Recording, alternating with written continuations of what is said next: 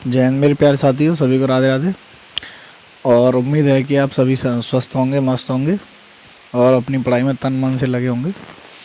देखो साथियों, आज मैं आपकी बुक्स के बारे में बताने आया था आप, क्योंकि मैं कमेंट बॉक्स में पढ़ रहा था। पहली वीडियोस में मैंने देखा कि आप कह रहे थे कि सर कब कट ऑफ के बारे में बताइए, बेस्ट बुक बताइए कि कौन सी तैयारी के लिए कौन सी अच्छी रहेगी और कहाँ से करें, कैसे करें तैयारी, ऑनलाइन लें या ऑफलाइन लें। मैंने आपके इस बारे में एक वीडियो बनाई हुई थी, तो मैं आपको बता देता हूँ कि देखो, मैं अभी ये वीडियो भी रात को 2 बजे करीब बना रहा था। तो इसमें क्या है कि बारिश आ गई, ड्यूटी पर हूँ मैं भी, तो मैंने सोचा चलो आपके लिए ये चीज़ बताना ज़रूरी है। मैं चलो बता देते हैं, ड्यूटी तो हो ही रही है अपनी लेकिन मैंने सोचा आपको भी 10 मिनट दे करके एक चीज़ बता दें। तो देखो, क्योंकि मेरे देखो बताने से अगर आपको कुछ लाभ हो रहा है तो हमें 10 मिनट देने या 20 मिनट या 1 घंटा मान लो हम आपके लिए मेहनत कर लें तो कोई नहीं, लेकिन आपके भला तो काफ़ी हो रहा है ना। आप इस वीडियो को देख करके आप अपने जो स्ट्रेटेजी है उसको भी बनाओगे यहाँ से देख करके, तो उससे अच्छी फीलिंग आती है। यार मेरी वजह से आपका किसी एक का भी सिलेक्शन हो रहा है तो मुझे अच्छी फीलिंग आएगी, है ना। तो मैं आपको ये चीज़ बता रहा हूँ। देखो, हिंदी के लिए बता रहे थे कि हिंदी के लिए बेस्ट बुक बता देता हूँ मैं आपको कि हिंदी के लिए क्या है कि एक आदित्य पब्लिकेशन की बुक आती है और एक आती है लुसेंट की। देखो, आपको क्या करना है, सबसे पहले मैं बताऊँ कि कोचिंग से आप जैसे ऑनलाइन ले रहे हो या ऑफलाइन ले रहे हो, वहाँ से आपको नोट्स लिखने ही लिखने हैं। क्योंकि अभी पुलिस की देखो कोई एग्ज़ाम डेट नहीं है, अभी कोई नोटिफिकेशन ही नहीं है, डेट की तो बात दूर रही। तो आपको क्या है कि आराम से टाइम है, तो आप जो है बाकायदा अपने नोट्स बनाएं बढ़िया तरह से लिख लिख करके, ठीक है। पहले नंबर बात, सबसे बेस्ट बुक आपकी वो होगी। उसके बाद में क्या करना है आपको कि आपको एक, अगर लूसेंट आपने ले लिए तो कोई बात नहीं, अगर नहीं लिए तो आप एक आदित्य पब्लिकेशन की बुक लोगे तो उसमें क्या होगा आपको कि पढ़ने के बाद वहाँ से आप प्रैक्टिस करोगे बुक से। आप कहोगे बुक से कैसे प्रैक्टिस करो, बुक में क्या होता है कि एमसीक्यू क्वेश्चन पीछे लगे होते हैं, चैप्टर के पीछे लगे होते हैं, तो आपको एमसीक्यू क्वेश्चन वो बार बार करने हैं वहाँ से। और आपको जैसे नोट्स पढ़ लिए आपने, फिर उसके बाद बुक्स में से देखना है कि हाँ इसमें क्या एक्स्ट्रा है ना। क्योंकि नोट्स में क्या होता है कि बिल्कुल मेन क्रीम चीज़ कराई जाती है ना, और बुक्स में क्या होता है कि पूरा डीपली दे रखा होता है। तो आपको क्या करना है कि वहाँ से आपको पहले नोट्स को पढ़ना है, नोट्स के बाद बुक को लेना है। अब चाहे आदित्य ले लीजिए चाहे लूसेंट है, तो आप लूसेंट सफिशिएंट है, ठीक है। अब ये नहीं कि लूसेंट भी है तो आप आदित्य भी लेना चाहो, लेने को ले लो अगर एक्स्ट्रा पैसा है, लेकिन कोई ज़रूरत नहीं है मेरे हिसाब से, क्योंकि मेरे पास अभी भी लूसेंट है, मेरे पास अभी आदित्य की नहीं है, ठीक है ना। अब रही बात देखो मैथ की बुक की, तो मैथ की बुक में बता देता हूँ। मैथ की बुक के लिए सबसे बेस्ट रहती है एच डी यादव, एक आर एस अग्रवाल, ठीक है। ये दोनों बुक्स में क्या है मैं बता देता हूँ। एच डी यादव में क्या है कि क्रम से टॉपिक वाइज क्वेश्चन दे रखे होते हैं, हर टॉपिक का एक टाइप के क्वेश्चन, मान लो 10 क्वेश्चन एक आपको पोर्शन में दे दिए जाएंगे, फिर नेक्स्ट टाइप के अगले 10 दिए जाएंगे, नेक्स्ट टाइप के ऐसे इस तरीके से इसमें दिए जाते हैं। तो उसमें क्या होता है कि आप जैसे प्रैक्टिस कर रहे हो तो आप 10 क्वेश्चन को कंटिन्यू करते जाओ उसी ट्रिक से, उसी मेथड से, है ना। तो उसमें क्या होता है कि आप जल्दी जल्दी कर लेते हो और आर एस अग्रवाल में क्या होता है, ए एक्सरसाइज बी एक्सरसाइज 2 होती हैं। ए एक्सरसाइज में क्या होता है कि उसमें थोड़ा नॉर्मल दे रखा होता है, क्वेश्चन लेवल का, आराम से मिक्स क्वेश्चन होते हैं जैसे पूरी चैप्टर के अलग अलग टाइप के। और भी कुछ जो एक्सरसाइज है उसमें थोड़ा डीपली दे रखा होता है, सीजल लेवल का। तो आप क्या कर सकते हो, आप अगर आर एस अग्रवाल आपने ले लिए तो आप उसमें ए एक्सरसाइज लगाइए आराम से। और टाइम भी है वैसे तो, आप टाइम है आपके पास तो आप वी एक्सरसाइज भी लगा सकते हो, लेकिन ए एक्सरसाइज बहुत है, सफिशियंट है, ठीक है। तो आप क्या करोगे कि एच डी यादव ले लोगे, और अगर आपके पास आर एस अग्रवाल है तो आप आर एस अग्रवाल काफ़ी है, आपको फिर एच डी यादव लेने की ज़रूरत नहीं है। अब देखिए, कुछ मैंने कमेंट्स पढ़ रहा था कि सर मैथ मेरी वीक है, मैथ मेरी वीक है, मैथ मेरी वीक है। तो जो मैथ की मैं बता देता हूँ कि आपकी जो वीकनेस है वो एक तरीके से जा सकती है कि आप क्या करिए, जैसे आप कोचिंग में पढ़ के आ रहे हो, जैसे मान लो ऑनलाइन ली या ऑफलाइन ली कोचिंग आपने, तो आपको पीडीएफ ज़रूर मिलती है आपको प्रैक्टिस के लिए, चाहे ऑनलाइन कोचिंग हो चाहे ऑफलाइन हो। ऑफलाइन कोचिंग में भी आपको एक पेपर पे प्रिंट करके दे देते हैं क्वेश्चंस। तो आप क्या करिए, जैसे आपको मान लो आज 10 क्वेश्चन पढ़ाए हैं कोचिंग में, ठीक, क्लास में, तो आप उन 10 क्वेश्चंस को ही 2 शाम तक 3-4 बार लगा दो, ठीक है। तो क्योंकि टाइम है आपके पास, टाइम की कोई कमी नहीं है अभी, क्योंकि पेपर की मैं बता ही चुका हूँ कि अभी कोई डेट ही नहीं है, अभी पेपर नहीं, ना नोटिफिकेशन है अभी कोई। तो इस वजह से आप कंटिन्यू मैथ को थोड़ा टाइम दीजिए, और 3 4 5 बार जितनी बार हो जाए जब तक लगाते रहिए, जब तक आपका माइंड ये ना कहने लगे कि यार ये क्वेश्चन ऐसे नहीं ऐसे करके दिमाग से, मतलब दिमाग में ही शॉर्ट हो जाए अपना, दिमाग में ही आप क्वेश्चन को पढ़ो जैसे नेक्स्ट टाइम, तो बोला हाँ ऐसे नहीं ऐसे ऐसे करके होगा है।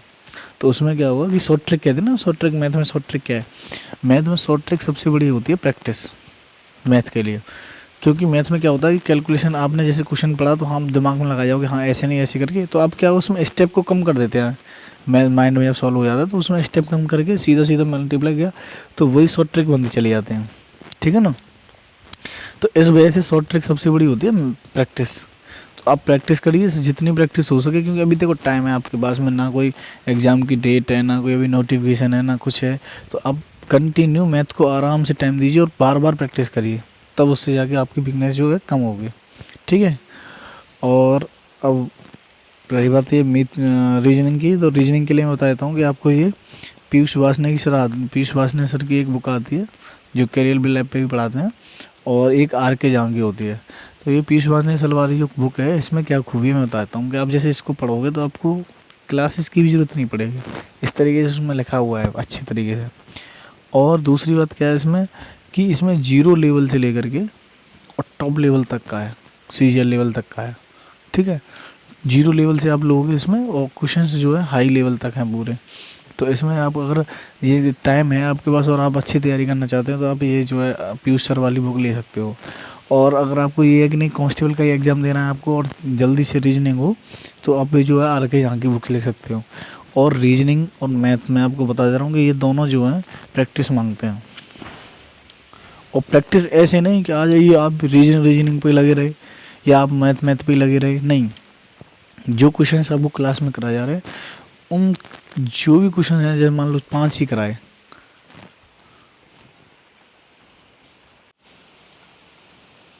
सॉरी साथियों, क्योंकि एक चेकिंग आ गई थी तो वहाँ पे अभी थोड़ा सा टाइम देना पड़ा मुझे।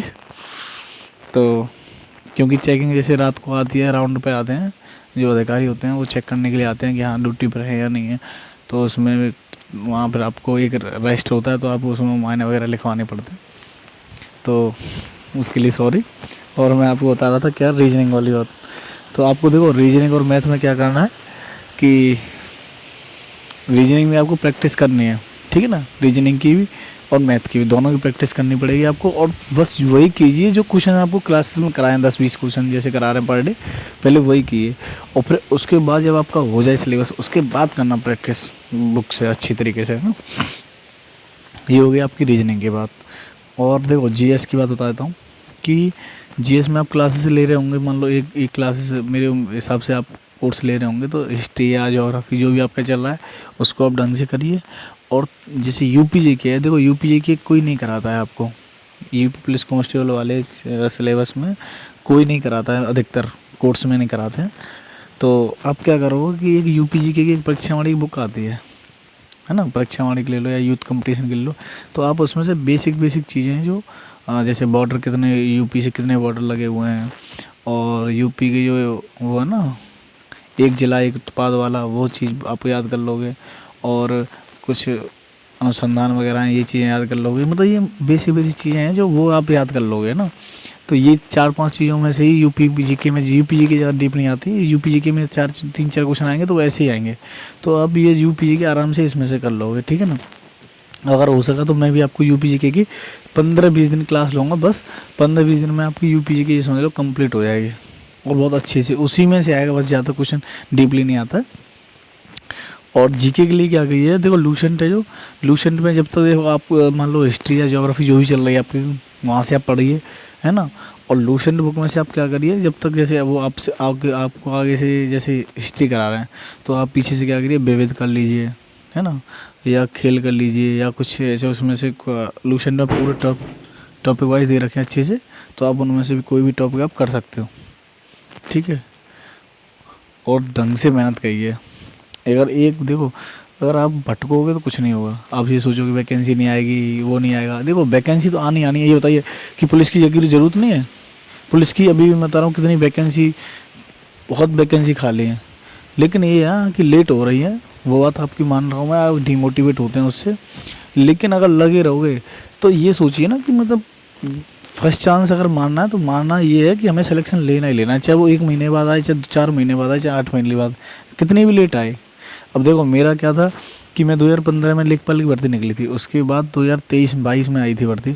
7 साल तक हम वेट करते रहे और अब भी मैंने चांस मारा उसमें, लेखपाल वाले में। तो ये मत सोचिए कि भर्ती नहीं आएगी या वो नहीं आएगा, भर्ती ज़रूर आएगी।